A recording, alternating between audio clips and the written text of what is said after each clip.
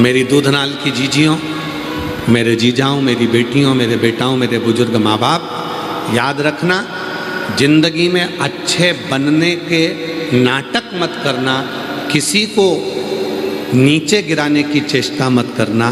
आप स्वयं अच्छे बनने का नाटक मत करो, अच्छे हो जाओ। और जब तुम अच्छा होना प्रारंभ कर दोगे तो दुनिया सब अच्छी नजर आने लगेगी, तुमको कोई तुमको बुरा नजर नहीं आएगा। लोग गाली देंगे, आपको अच्छा लगेगा क्योंकि आप अच्छे हो।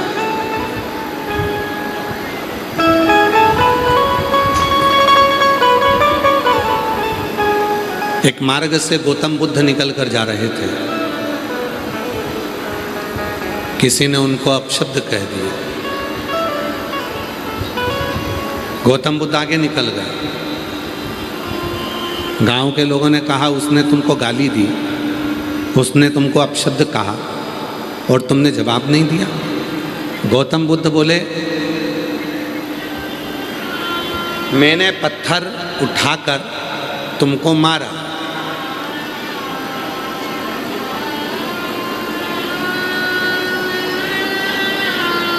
तुम निकल गए, पत्थर लगा ही नहीं। जब पत्थर मार रहा था तुम सामने खड़े रहते, पत्थर को कैच कर लेते, या वो पत्थर तुम्हारे सिर में लग जाता, शरीर में लग जाता तो चोट लगती ना। पर पत्थर मार रहा हूँ और तुम निकल कर चले जा रहे हो, तुम्हें ना पत्थर तुमने कैच करा, ना पत्थर को तुमने पकड़ा, ना तुम्हारे शरीर में लगा, क्योंकि तुम तो निकल कर चले गए। उसी तरह गौतम बुद्ध बाबा का चरित्र कहता है कि अगर कोई गाली दे रहा है, अपशब्द कह रहा है, ताना दे रहा है, आड़ा टेढ़ा बोल रहा है, लांछन लगा रहा है, आप पर उंगली उठा रहा है, आपके लिए गलत गलत बातें बोल रहा है, अगर आप उसको ले ही नहीं रहे हो, आप तो अपना कर्म करते करते आगे बढ़ते चले जा रहे हो, तो वो गाली आपको लगेगी नहीं। वो अपशब्द आपका कुछ नहीं बिगाड़ सकता। कोई दुनिया का व्यक्ति कितनी भी आप पर इल्ज़ाम लगा दे, कोई दुनिया का व्यक्ति चाहे कितने भी आप पर उंगली उठा दे, चाहे दुनिया का व्यक्ति आपको कुछ भी कह दे, आप अगर उसको ले ही नहीं रहे हो, आप उसको देख ही नहीं रहे हो, आप तो अपना कर्म करने में लगे हो। अपना कर्म करो।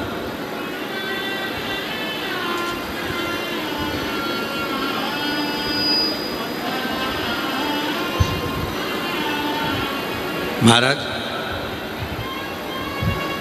एक कुएं के अंदर मेंढक रहते थे, बहुत सारे मेंढक कुएं में। मेंढक क्या करते थे? कुएं से निकलने का प्रयास करते थे। दीवार पे चढ़ते, फिर नीचे गिर जाते, फिर चढ़ते, फिर नीचे गिर जाते।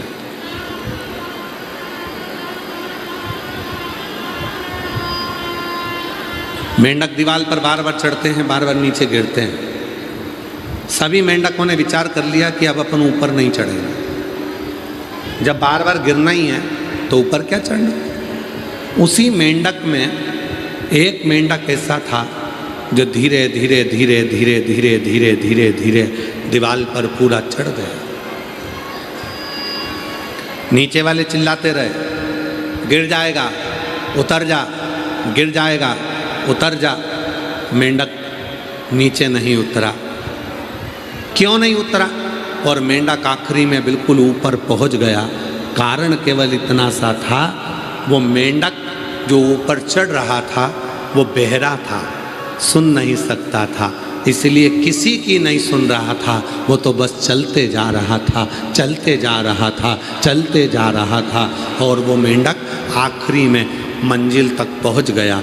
शिव पुराण कहती है बहुत मिलेंगे आपको, दुनिया पूरी भरी पड़ी है, कोई आप पर चोरी का इल्ज़ाम लगाएगा, कोई आप पर आक्षेप लगाएगा, कोई आपको गाली देगा, कोई आपको अपशब्द कहेगा, कोई आपको ताने देगा, कोई ना जाने कैसी कैसी बात करेगा, ना जाने किस तरह से तुम्हें बदनाम करने का प्रयास करेंगे, ना जाने किस तरह से तुम पर इल्ज़ाम लगाया जाएगा, ना जाने किस तरह से तुमको आक्षेप लगाया जाएगा, पर तुमको उनके चक्कर में नहीं पड़ना, उनको शोर मचाने दो और तुम अपने पथ पर चलते जाओ। एक दिन तुम मंजिल पर पहुंच जाओगे और वो शोर मचाते रहेंगे। उनका काम है शोर मचाना, उनका काम है अपशब्द कहने का, उनका काम है ताना देने का, उनका काम है गलतियों को केवल सामने प्रस्तुत करने का, उनका काम है उंगली उठाने का, उनका काम है केवल आड़े टेढ़े वचनों को बोलने का। पर आप उन वचनों पर ध्यान मत दो।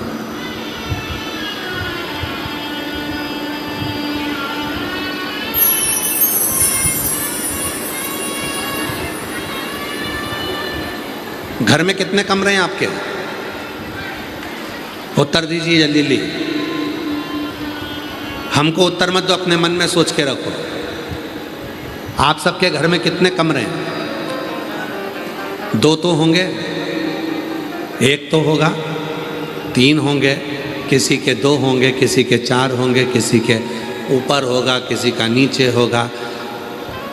कमरे बहुत सारे, किसी के 1, किसी के 2, किसी के 3।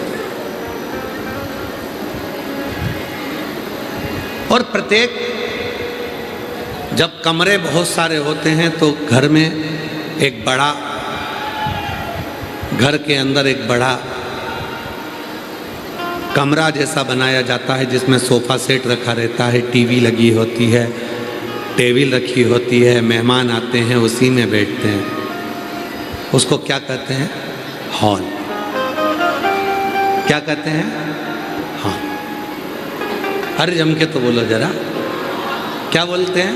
हॉल। प्रत्येक घर में एक हाल होता है, पर घर में रहने वाले को हर एक व्यक्ति का हाल मालूम ही नहीं रहता है। घर में हाल जरूर है, पर घर में जितने लोग रह रहे हैं उनका क्या हाल है ये किसी को नहीं मालूम। फिर वो हाल होने का फायदा क्या? उसका लाभ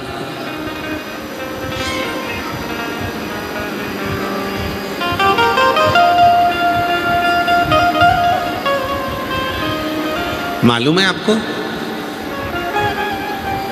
रसोई घर एक होता था, पूरा घर उसी में जाता, भोजन बनाता, भोजन करता। हमको याद है लगभग 20 से 22 वर्ष पहले की एक कथा।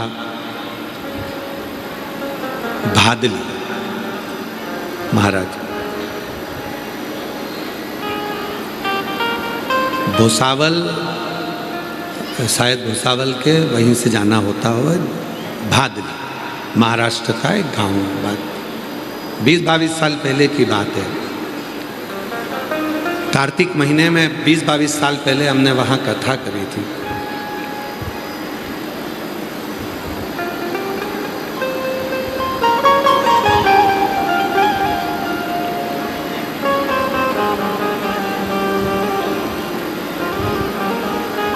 कथा के बाद में अनाउंसमेंट हुआ कि आज भंडारा है। हमने कहा चलो जरा भंडारे का दर्शन करिए। आए जाकर दर्शन करा तो वहाँ केवल सब्जी बन रही थी, केवल भाजी सब्जी, बैंगन आलू टमाटर की सब्जी बनी थी, केवल सब्जी और कुछ नहीं। हमने जाकर पूछा भैया तुमने अनाउंस करा है भंडारा है, फिर केवल सब्जी अकेली बनी, रोटी? तो उन्होंने कहा गुरुजी चलो हम आपको दिखाते हैं रोटी कहाँ बन रही है। नारखेड़े जी दत्तात्रेय सोपान नारखेड़े जी, उन्होंने उस कथा को कराया था। औरंगाबाद छत्रपति संभाजी नगर वाले, उस समय पर औरंगाबाद नाम था, अब छत्रपति संभाजी नगर। उन्होंने उस कथा को कराया था। तो दत्तात्रेय सोपान नारखेड़े जी हमको लेकर गए, उनकी धर्मपत्नी भी साथ में चली और हमको दिखाया कि भादली के जितने गांव में घर थे, हर घर के बाहर ईंट रखकर मिट्टी का चूल्हा बनाकर 3-3, 2-2 माताएं जो उस घर में रहती हैं और जो मेहमान आए थे वो सब मिलकर आटा उसन कर रोटी बना रहे थे। रोटी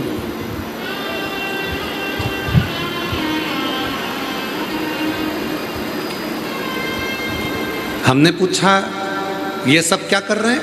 सबके दरवाजे के बाहर रोटी बन रही है, सबको 3-3 किलो आटा दे दिया गया कि रोटी बनाकर लाना है भंडारा। सब 3-3 किलो आटा लेकर चले गए, रोटी बना रहे। तो हमने कहा नारखेड़े जी अगर रोटी इनको ही बनाना है तो फिर भंडारे में आकर क्यों खाना है? तो नारखेड़े जी ने कहा कि गुरुजी घर में तो रोज रोटी खाते हैं, पर कभी अपने हाथ की रोटी बनाकर जब दूसरे को खिलाते हैं तो उसका जो लाभ मिलता है वो जीवन का सुख दे जाए, वो जीवन का सुख दे।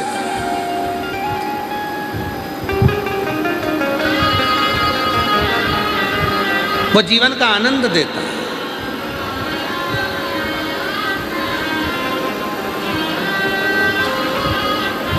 यहाँ क्या करते हैं लोग, हमने देखा दूधनाल गांव के इस कथा के पंडाल में जब भोजन भंडारा चल रहा था, भंडारे में लोग अपने हाथ से सेवा कर रहे थे, अपने हाथ से कुछ बन जाएगा, कुछ कर देंगे तो ना जाने इतने लोगों के मुख में जाएगा तो हमारा कल्याण हो जाएगा, हमारा कल्याण। एलईडियाँ चालू करवाइए, एलईडियाँ।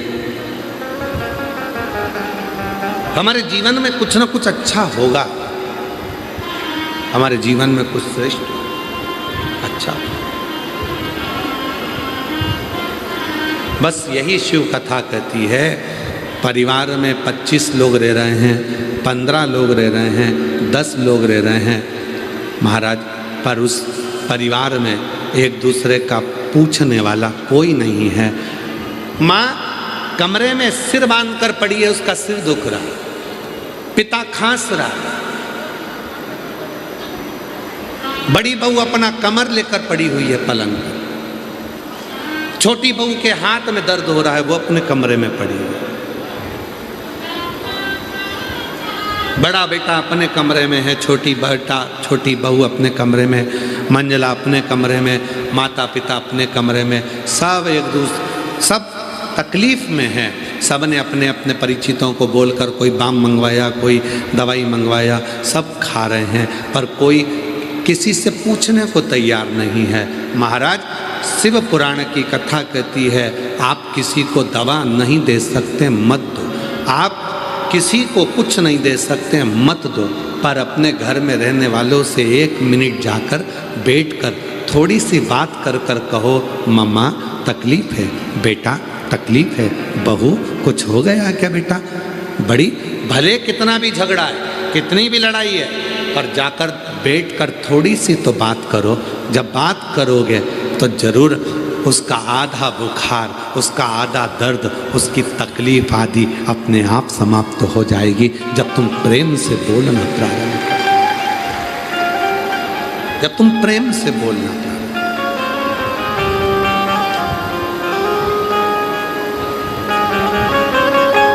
कोई प्रेम से बोलने वाला नहीं। मत बनो अच्छे बनने का नाटक मत करो, अच्छे हो जाओ। नाटक नहीं करना हमें अच्छा बनने का, अच्छे बनने का नाटक करेंगे तो दूसरे को नीचे गिराना पड़ेगा, मैं अच्छा हूं बाकी सब बेकार है।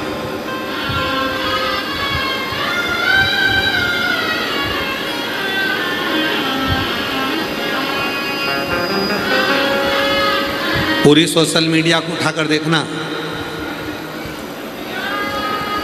किसी कथाकार की, किसी महाराज की जितनी बुराई नहीं होती होगी उससे 4 गुना ज़्यादा बुराई सीहोर वाले बाबा की होती है। पूरी सोशल मीडिया उठाकर देखिए, पूरा यूट्यूब सोशल मीडिया उठाकर देखना, जो मिलेगा बस उंगली उठाने वाला मिलेगा, सियोर वाला बाबा ऐसा, उन्होंने ऐसा करा, उन्होंने वैसा करा। फिर भी इस व्यासपीठ ने कभी किसी के लिए कुछ नहीं कहा। क्यों? क्योंकि आप अच्छे तो जगत अच्छा है। परमात्मा ने उनको जैसा जन्म दिया है वो वैसा ही करो। आप अच्छा कर्म करते चलो। पत्थर मारने वाला पत्थर मारेगा, तुम रुकना मत ही, चलते जाना। गाली देने वाला गाली देगा, आप चलते जाना। अपशब्द कहने वाला अपशब्द कहेगा, चलते जाना। गुस्सा कितनी देर का आता है? आप में से कोई ऐसा व्यक्ति बता दो जिसके चेहरे पर 24 घंटे गुस्सा रहता हो। कोई व्यक्ति ऐसा पैदा नहीं हुआ संसार में कि उसके मुख पर 24 घंटे गुस्सा रहे। गुस्सा आएगा, ठंडा होगा। दूध में उफान आएगा, ठंडा होगा। फिर उफान आएगा, फिर ठंडा होगा। फिर उफान आएगा, फिर ठंडा होगा। क्रोध, एक जैसा क्रोध किसी के शरीर पर नहीं रहता महाराज, बाद में वो ठंडा होता है। गुस्सा कितनी देर का आता है? 5 मिनट का, 10 मिनट का। 10 मिनट के गुस्से में तुम अंदर गए, तलवार लाए, सिर काट दिया। अंदर गए, डंडा लाए, सिर में मार दिया। अंदर गए, 10 मिनट के गुस्से में आकर तुमने किसी को कुछ चक्कू मार दिया, तलवार मार दिया। अब वो 10 मिनट लगे चक्कू मारने में, और वो व्यक्ति चला और गया, और उसके बाद में 10 साल तक माथे में, दिमाग में वो केस लड़ता रहा। क्रोध 10 मिनट का आया था। 10 मिनट में तुमने 1 महीने तक अपने घर में तुम सास से अच्छी बात करते हो, घर में बहुत सेवा करते हो। जितनी मेरी जीजियाँ बैठी हैं, जितनी मेरी बेटियाँ बैठी हैं, और जितनी मेरी बुजुर्ग माताएं बैठी हैं, घर में 1 महीना तुम बहुत अच्छे रहते हो। 1 महीने के अंदर फिर ना जाने ऐसा क्या हो जाता है कि तुम काम तो करती हो, हाथ पैर भी हिलाती हो, तो भोजन भी बनाती हो, कपड़े भी धोती हो, तुम सब काम करती हो, पर 1 महीने में ना जाने तुम्हारी जीवान को ना जाने क्या हो जाता है कि सब करे धरे पर 1 मिनट में पानी फिर जाता है। किसी से पूछो तुम्हारी बहू कैसी है, तो क्या गुरुजी बहुत बढ़िया है। तुम्हारी सास कैसी है? गुरुजी मेरी सास जैसी दुनिया में सास नहीं होगी। फिर दिक्कत क्या है? सास तो अच्छी है पर उसकी जीवान खराब है। बस बहू अच्छी है और जीवान गड़बड़ है। जिसने भी बोला वो काम करती है, बच्चों को संभालती है, रोटी बनाती है, टिफिन बनाती है, हमको डॉक्टर के ले जाती है, हॉस्पिटल ले जाती है, गाड़ी चला लेती है। मेरी बहू पढ़ी लिखी है, मेरी बहू काम कर लेती है, सब करती है बहू। पेंटिंग करे, रंगोली डाले, सिलाई करे, कढ़ाई करे, सब करे, पर बस एक ही काम बुरा है। सब काम अच्छा है, बस उसकी जीवान बुरी है। 1 महीने 2 महीने में ऐसा बोल जाती है कि 2 महीने का करा धरा पे पानी फिर जाता है। जब जीवान इतनी तकलीफ दे रही है तो एक काम करो ना, इस जीवान को थोड़ा सा कंट्रोल करना प्रारंभ करो। सबको अगर कुछ चिड़चिड़ाहट आ भी जाए, गुस्सा आ भी जाए, कितना भी क्रोध आ भी जाए, तो भी अपने कमरे में चले जाओ, चुप होकर भगवान का भजन कर कर सीहोर वाले बाबा को गाली देना प्रारंभ कर दो, अपशब्द कहना प्रारंभ कर दो, ताने देना प्रारंभ कर दो। किसी को मत दो, तुम तो सीहोर वाले बाबा को दो। तुम्हें गुस्सा आए, सीहोर वाले बाबा को अपशब्द को, तुम्हें ताना देना, सीहोर वाले बाबा को दो, तुम्हें गाली देना, सीहोर वाले बाबा को दो। तुम किसी को मत दो, तुम तो हमको दो ना। पर तुम हमको गाली दे दो, हमको अपशब्द कह दो, हमारी तो आदत हो गई है सुनने की, तो तुम हमको अपशब्द बोलो, पर अपने घर में तुम प्रेम से रह लो, अपनी वाणी की शुद्धता के साथ रह लो, अपनी जिह्वा की शुद्धता के साथ। आप हमको दे दो, हम ले लेंगे, कोई बात नहीं। इतना लेते हैं और तुम्हारा भी ले लेंगे। बोलो, अपशब्द बोलना, ताने देना तुम। पर मेरी जीजियों से निवेदन है, गुस्सा आए सीहोर वाले बाबा को गाली देना, पर अपनी सास को नहीं। सासों से निवेदन है, तुम्हें गुस्सा आए तुम सीहोर वाले बाबा को अपशब्द कहना, पर अपनी बहू को नहीं। तुम आपस में प्रेम से रहना। सीहोर वाला बाबा बस यही चाहता है, सबके अंदर प्रेम हो, सबके अंदर करुणा हो, सबके अंदर वात्सल्यता हो। तुम हमारी बहन हो।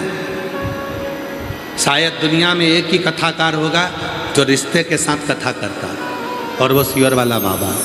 आप हमारी जीजी, आप हमारे जीजा, आप हमारी बेटी बेटा, हमारे बुजुर्ग माँ बाप, ये संबंध है आपका और हमारा।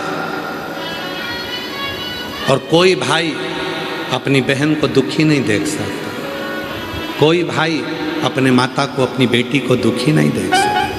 इसलिए खुश रहो, प्रसन्न हो।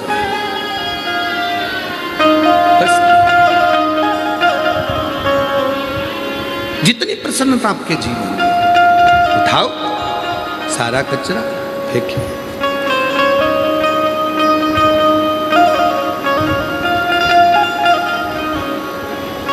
धाराशिव जिले के रहने वाले हो, उमरगा तहसील गांव का तो नहीं मालूम हमको, दूध नाल का, कि यहाँ कचरे की गाड़ी आती कि नहीं आती हमको नहीं मालूम, पर उमरगा में तो आती होगी। बोलो बोलो, आती कि नहीं आती? उमरगा तहसील में रोज सुबह कचरे की गाड़ी आती है, आवाज़ लगाती है।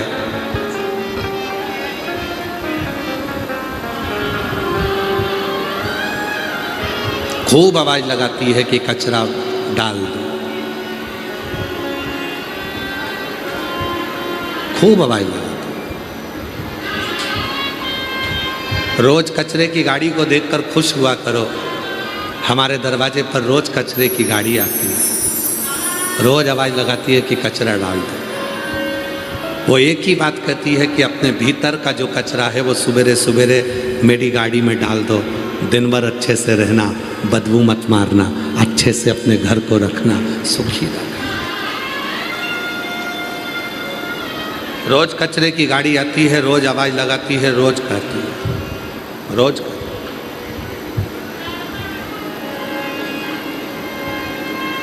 प्रेम दीजिए, स्नेह दीजिए।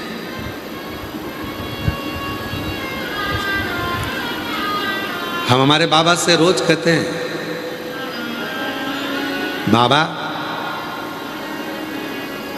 उन बेटियों की कभी परीक्षा मत लेना।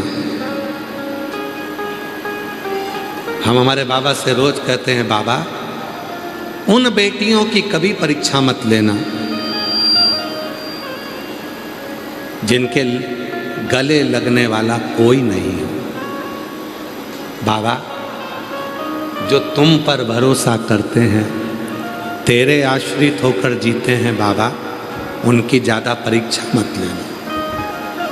जो तेरे मंदिर में आकर एक लोटा जल चढ़ाता है, उसके अंदर मन में कुछ तो दुख होगा, तभी तो तेरे दरवाजे पर आया है। उसकी परीक्षा ज़्यादा मत लेना, उसकी परीक्षा ज़्यादा मत लेना। जब वो जल चढ़ाने आए, हम जानते हैं किसी किसी की फाइल बड़ी मोटी होती है, काम नहीं सलटता, पर जब वो जल चढ़ाने आए तो उसके दुख को मिटाना होता है, उसके दुख।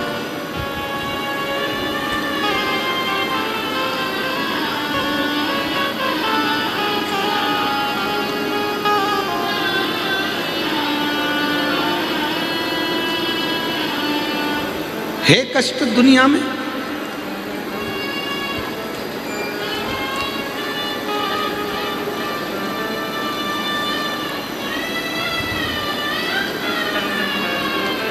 एक पिता ने अपने बेटे से कहा कि तू नीट की तैयारी कर, डॉक्टर बनेगा, क्लियर हो जाएगा तेरा एग्जाम, पढ़ाई कर। बेटा पढ़ाई कर रहा है और उसका नीट क्लियर नहीं होता।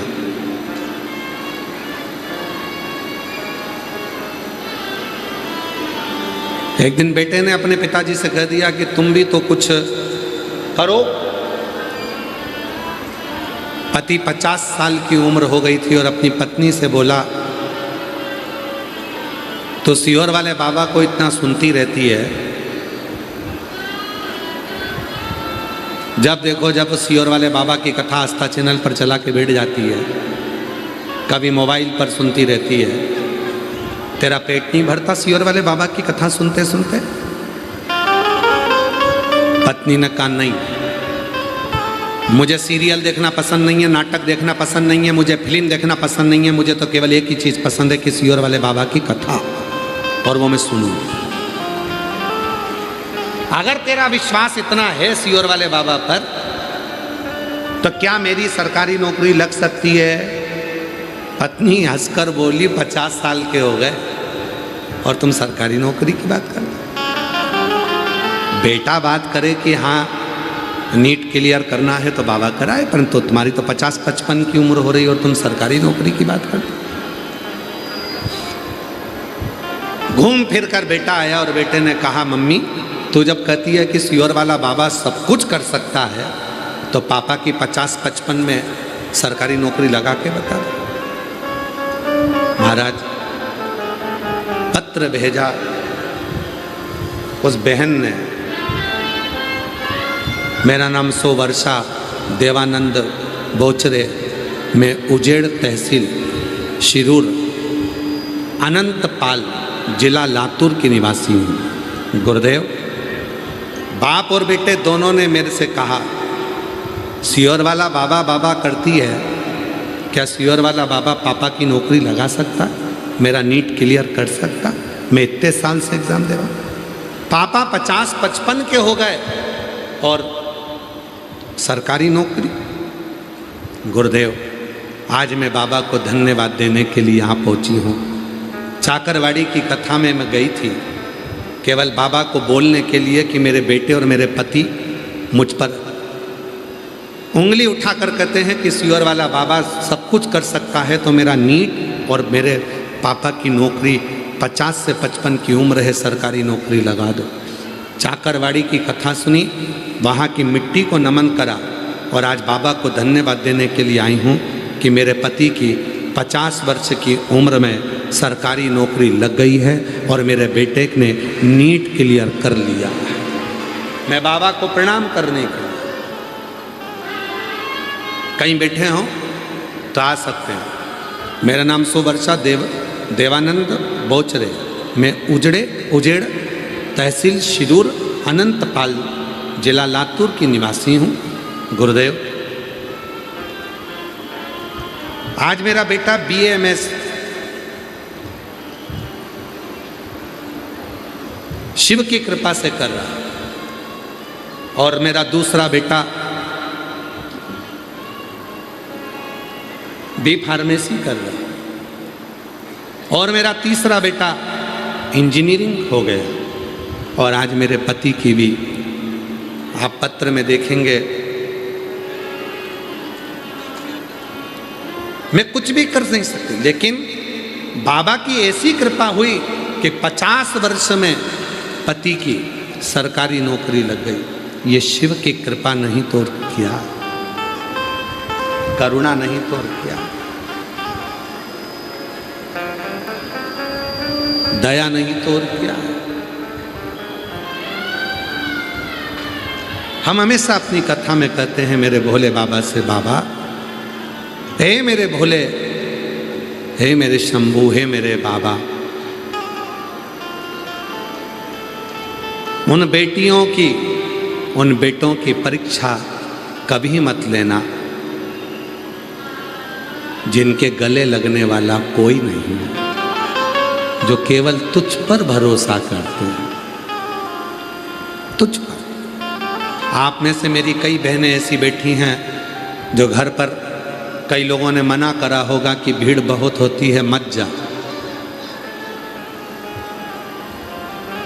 आप लोगों में से कई बेटियां ऐसी बैठी हैं, कई बहनें ऐसी बैठी हैं, कई मेरी जीजियां ऐसी बैठी, कई जीजा ऐसे बैठे हैं कि उनको मना करा घर के लोगों ने, मत जा, इतना भीड़ है, 3 किलोमीटर पैदल चलना पड़ेगा, रोड पर गाड़ी खड़ी कर दी जाएगी, पार्किंग में खड़ी कर दी जाएगी, पैदल पैदल, इतना धूप है, गर्मी है, कहाँ जाएगी, कहाँ बैठेगी। फिर भी उसको मालूम है कि मेरा बाबुल है मेरा शिव, मेरा पिता है मेरा शंकर। और यदि मेरा बाबुल, मेरा शंकर, मेरा शिव, मेरा पिता,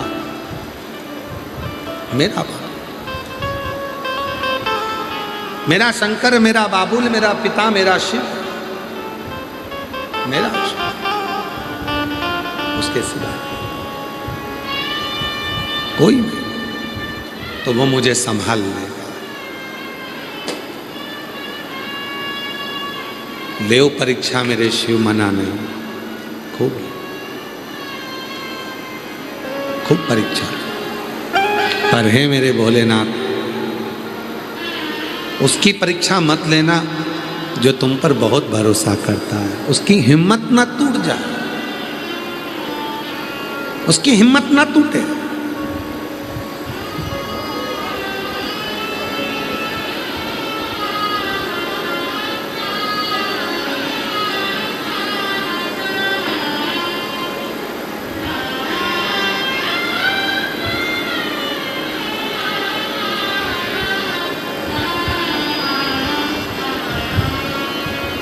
जो में होती पवन बसंती, झोंका बन कर आती, जो में होती पवन बसंती, झोंका बन कर आती। बन न सकी मैं हवा का झोंका, बन न सकी मैं हवा का झोंका। ये मेरी मजबूरी सीहोर वाले से मिलना बड़ा जरूरी, ओ सीहोर वाले से मिलना बड़ा जरूरी, मिलना बड़ा जरूरी। कई चीजियों के मन का भाव है, एक बार जाकर तो बैठूं, कथा तो सुनूं। मैंने सुना है उसके दरबार से कोई खाली नहीं गया, देता है वो। एक लोटा जल चढ़ाने पर सारे दुखों को हर लेता है वो। एक बार जाऊं, मिलना बड़ा जरूरी, हाँ मिलना बड़ा जरूरी, मिलना बड़ा जरूरी, हो मिलना बड़ा जरूरी। ओ सीहोर वाले से मिलना बड़ा जरूरी, ओ काशी वाले से मिलना बड़ा जरूरी, ओ सीहोर वाले से मिलना बड़ा जरूरी, ओ काशी वाले से मिलना बड़ा जरूरी, ओ मिलना बड़ा जरूरी, हाँ मिलना बड़ा जरूरी, मिलना बड़ा जरूरी, ओ मिलना बड़ा जरूरी, ओ मिलना बड़ा जरूरी, हाँ मिलना बड़ा जरूरी, ओ मिलना बड़ा जरूरी, ओ मिलना बड़ा जरूरी। ओ सीहोर वाले से मिलना बड़ा जरूरी, ओ काशी वाले से मिलना बड़ा जरूरी, ओ उज्जैन वाले से मिलना बड़ा जरूरी, ओ उज्जैन वाले से मिलना बड़ा जरूरी। जो में होती पवन बसंती, झोंका बन कर आती, जो में होती पवन बसंती, झोंका बन कर आती। बन न सकी मैं हवा का झोंका, बन न सकी मैं हवा का झोंका, बन न सकी मैं हवा का झोंका, बन न सकी मैं हवा का झोंका। ये मेरी मजबूरी, ओ सीहोर वाले से मिलना बड़ा जरूरी, ओ सीहोर वाले से मिलना बड़ा जरूरी, ओ काशी वाले से मिलना बड़ा जरूरी, सीहोर वाले से मिलना बड़ा जरूरी, ओ मिलना बड़ा जरूरी, हाँ मिलना बड़ा जरूरी, मिलना बड़ा जरूरी, ओ मिलना बड़ा जरूरी, काशी वाले से मिलना बड़ा जरूरी, ओ सीहोर वाले से मिलना बड़ा जरूरी।